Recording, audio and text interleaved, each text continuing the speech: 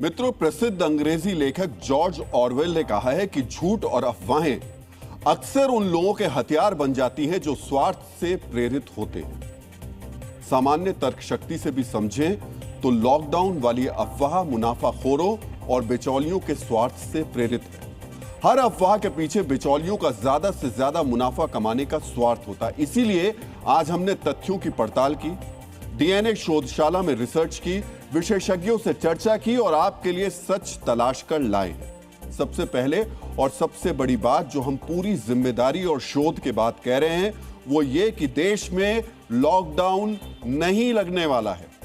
फिर से सुन लीजिए, देश में लॉकडाउन नहीं लगने वाला है। हम एक बार फिर साफ साफ बता रहे हैं कि देश में लॉकडाउन नहीं लगेगा। आने वाले समय में क्या हो सकता है, कैसे हालात बन सकते हैं, हम ये भी विस्तार से आपको बताएंगे। लेकिन पहले समझिए देश में लॉकडाउन क्यों नहीं लगेगा। मित्रों, 6 साल पहले 2020 में कोरोना की वजह से लॉकडाउन लगा था। तब लॉकडाउन लगाना जरूरी था क्योंकि संक्रमण का खतरा था। बचाव के लिए लॉकडाउन जैसे उपाय जरूरी थे। आज हालात वैसे नहीं है। इसे बेहतर तरीके से समझने के लिए ये समझते हैं कि 2020 और आज के हालात में क्या फर्क है। कोरोना संक्रमण वाली जानलेवा बीमारी थी, महामारी थी। तब खतरा एक बीमारी का था, आज खतरा बीमारी का नहीं है। संकट सप्लाई चेन डिस्टर्ब होने से तेल की आपूर्ति में व्यवधान होने का, और यह भी अभी खतरा है, हुआ नहीं है। 2020 में कोरोना के समय हालात को कंट्रोल करना हमारे हाथ में नहीं था, लेकिन आज काफी हद तक हम हालात को कंट्रोल कर सकते हैं। यानी आने वाले संकट का समाधान खुद आप बन सकते हैं। समझदारी दिखाकर तेल का सही उपयोग कर हम आज के संकट को कैसे टाल सकते हैं, यह भी आज हम आपको डीएनए की शोधशाला में तैयार आंकड़ों के आधार पर बताएंगे। लेकिन पहले समझिए कि कोरोना से आज के हालात कितने अलग हैं। मित्रों, कोरोना अपनी तरीके का पहला और अलग संकट था।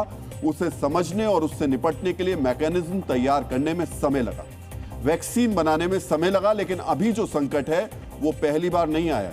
इस संकट से हम पहले भी निपट चुके हैं, इसका अनुभव हमें है, इसलिए इसे कंट्रोल करना हमारे हाथ में है। कोरोना के दौरान अर्थव्यवस्था पूरी तरह ठप हो गई थी, इसलिए रोजगार का संकट खड़ा हुआ, आम लोगों को आर्थिक परेशानी भी हुई। लेकिन आज अर्थव्यवस्था मजबूत है।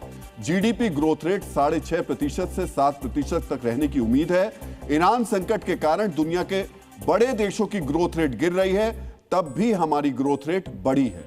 यानी आर्थिक मोर्चे पर कोई संकट नहीं है, रोजगार का संकट नहीं होने वाला है। कोरोना के समय जान बचाने के लिए, जनहानि रोकने के लिए लॉकडाउन लगाना जरूरी था, लेकिन आज हालात बिल्कुल वैसे नहीं है। जनहानि का कोई खतरा नहीं है, इसलिए हम फिर पूरी जिम्मेदारी के साथ कह रहे हैं इस बार लॉकडाउन नहीं लगेगा। और वैसे तो लॉकडाउन शब्द का कहीं इस्तेमाल होना ही नहीं चाहिए।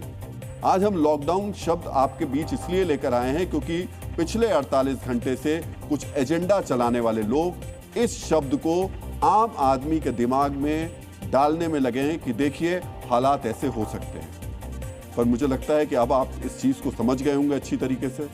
मित्रों, समझिए लॉकडाउन इसलिए नहीं लगेगा क्योंकि आज जानलेवा बीमारी और संक्रमण का खतरा नहीं है। लेकिन हम जो बात आपसे कह रहे हैं कि स्थितियां कुछ हैं जो विपरीत हैं, और उसमें से 2 स्थितियां खास तौर से।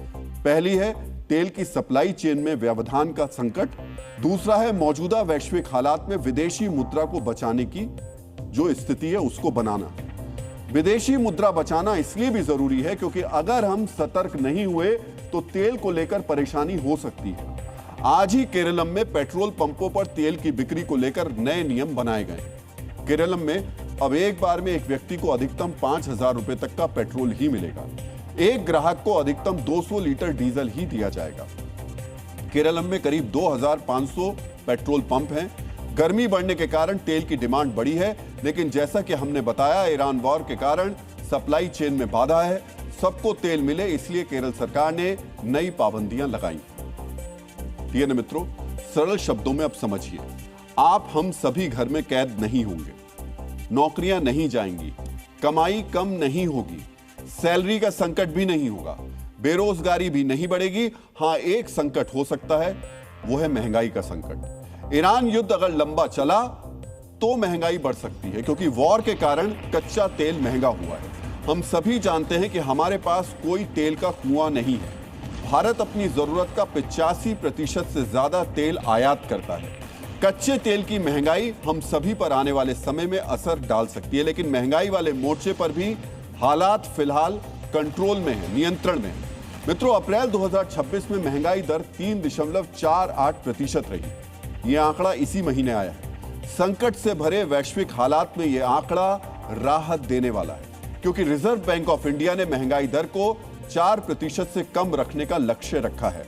अभी महंगाई 4% से कम ही है। अब सोचिए, क्रूड ऑयल करीब 50% महंगा हो चुका है। सप्लाई चेन का संकट सुलझा नहीं है। सारी स्थितियां विपरीत हैं, फिर भी हम फिलहाल संकट से बचे हुए हैं। महंगाई कंट्रोल में है और यह अच्छी बात है, लेकिन आगे भी हम इसी तरह संकट से बचे रहें, इसके लिए जरूरी है कि हम और आप सावधान हो जाएं। मित्रों, महात्मा बुद्ध ने कहा है कि कठिन समय में हमें सिखाता है कठिन समय कि आवश्यकताओं और इच्छाओं में अंतर समझना ही समझदारी है। आवश्यकताओं और इच्छाओं में अंतर, हमें यही समझदारी दिखानी है। अपनी जरूरत और इच्छाओं में अंतर को पहचानना है। हमें खुद को कंट्रोल करना है। दुनिया के कई देश संकट में हैं। 24 घंटे पहले हमने आपको बताया था कि संकट में फंसे देशों ने कैसे कड़े फैसले लिए हैं। हमारे यहां ऐसा कोई संकट नहीं है। आज अगर हम सावधान रहे, विवेकपूर्ण तरीके से फैसले करें तो संकट से बच सकते हैं, मुश्किलों को अपने से दूर कर सकते हैं। हमें करना क्या है, पहले यह समझ लेते हैं। कोई बड़ा काम नहीं करना, सिर्फ 2 साधारण काम करने हैं।